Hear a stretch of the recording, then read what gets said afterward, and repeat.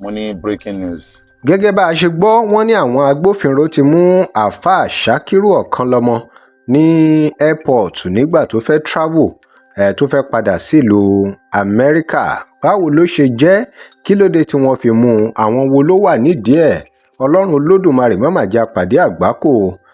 Gẹ́gẹ́ bí wọ́n ṣe fi tó wa létí, wọ́n ní àáfàá Ṣakiru Okanlomo náà ni wọ́n fi ẹ̀sùn ìbanilórúkọjẹ́ kàn.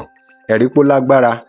Ẹ̀sùn ìbanilórúkọjẹ́ sì jẹ́ ẹ̀kan tí ó ti cause a lot of problem láàárín àwọn èèyàn, láàárín àwọn bloggers ni, kò ń ṣe láàárín àwọn bloggers nìkan káàkiri, ṣùgbọ́n gbogbo àwọn tó ń ṣe sọ̀rọ̀sọ̀rọ̀, tó ń sọ̀rọ̀ lórí afẹ́fẹ́, tó ń sọ̀rọ̀ lórí Facebook, tó ń sọ̀rọ̀ lórí YouTube àti bẹ́ẹ̀ bẹ́ẹ̀ lọ. Ìgbà míì wà gbogbo àwọn sọ̀rọ̀sọ̀rọ̀ yìí wọ́n máa ń gbàgbé pé àwọn kan tún wà tí wọ́n tún mọ bá a ṣe ń gbọ́.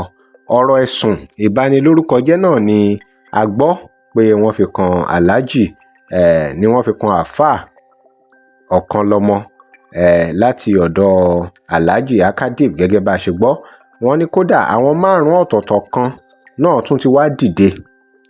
Ẹ̀rí pé serious matter lélẹ̀.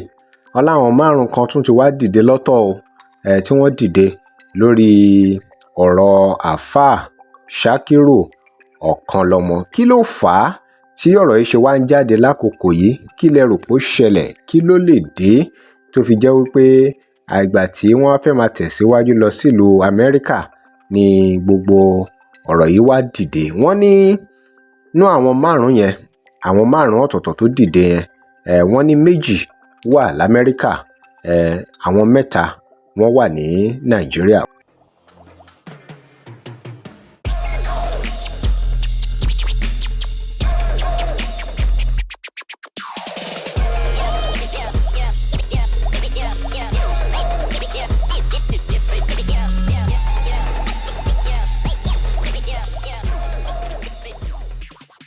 Welcome to Digi Naija. Remember to like, share and follow us.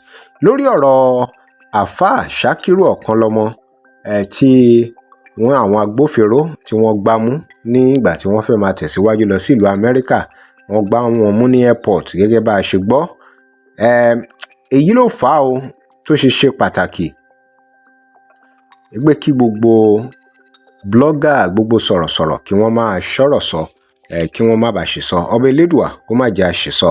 Ẹ̀sùn ìbanilórúkọjẹ́ yìí náà ni a gbọ́ pé ó ń fa wàhálà náà la tún rí pàápàá lórí àwọn fọ́nrán káàkiri pé ó ń fa wàhálà láàrin àáfàá Saheed Shittu àti àwọn àáfàá tó kù, àwọn àáfàá ńláńlá tó lórúkọ, tí ọ̀rọ̀ ẹ̀sìn ìbanilórúkọjẹ́ yìí tó sì ń dé ọ̀dọ̀ àwọn agbófinró lọ́tùn lósì, tó ń lọ síwá tó ń lọ sẹ́yìn, tó dàbí ẹni pé kò sí bí àlàáfíà ṣe máa wà lórí ọ̀rọ̀ náà, tí ọ̀rọ̀ náà tó tún fi kan àáfàá bàbá akeugbagold àti àwọn àáfàá ńláńlá míì bẹ́ẹ̀, èyí tó ń ṣẹlẹ̀ láàrin àáfàá Saheed Shittu, tó ọ̀rọ̀ yìí náà tún kan àáfàá Okanlomo, tó fi di pé àwọn èèyàn ń béèrè pé ìgbà wo làlàáfíà máa wá dé láàrin àwọn bàbá yìí àti àwọn àáfàá yìí lóríṣiríṣi, tó jẹ́ pé kódà àwọn míì gan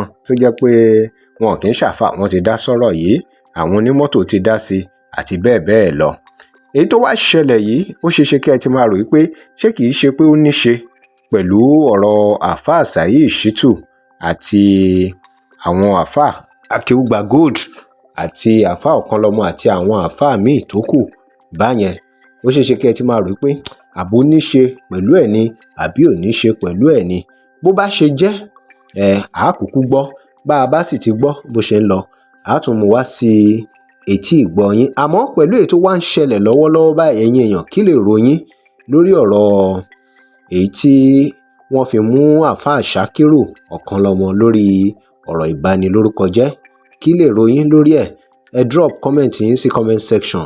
Ẹ jẹ́ ká mọ ohun tẹ́ ẹ rò lórí ọ̀rọ̀ yìí, àti pé ibo lẹ rò pé ọ̀rọ̀ yìí ti ṣẹ̀ wá, ibo lẹ rò pé ọ̀rọ̀ yìí tún máa padà já sí, ibo ló máa padà end sí. Ẹ jẹ́ ká mọ èrò yín. Ẹ drop comment yín sí comment section. Remember to like, share and follow us. Thanks for watching.